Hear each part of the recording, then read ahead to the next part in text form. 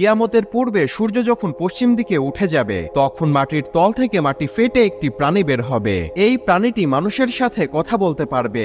এই প্রাণীটির হাতে থাকবে মূসা আলাইহিসসালামের লাঠি এবং আঙ্গুলে থাকবে সুলাইমান আলাইহিসসালামের আংটি। এই প্রাণীটি বের হয়ে গোটা পৃথিবীতে ঘুরে বেড়াবে এবং তার হাতে থাকা সুলাইমান আলাইহিসসালামের আংটি দ্বারা যেই সকল ব্যক্তি আল্লাহকে অস্বীকার করেছে তাদের কপালে কাফের লিখে দিবে এবং যারা আল্লাহর উপর ঈমান এনেছে তাদের কপালে মুমিন লিখে দিবে। সেই সময় পৃথিবীর অবস্থা এমন হবে, একজন মুমিন আর একজন মুমিনকে দেখে চিনতে পারবে এবং একজন কাফের আর একজন কাফেরকে দেখে চিনতে পারবে। কিন্তু সেই সময় কাফেররা চাইলেও আল্লাহ তাআলার কাছে তওবা করতে পারবে না, কেননা সূর্য সেই সময় পশ্চিম দিকে উঠে যাবে আর সূর্য পশ্চিম দিকে উঠে যাওয়া মানে তওবার দরজা বন্ধ হয়ে যাওয়া। এই প্রাণীটি এসে সবাইকে উদ্দেশ্য করে বলবে, মানুষ কোরআনের আয়াত অস্বীকার করত আর আমিও ছিলাম কোরআনের আয়াতের অংশ।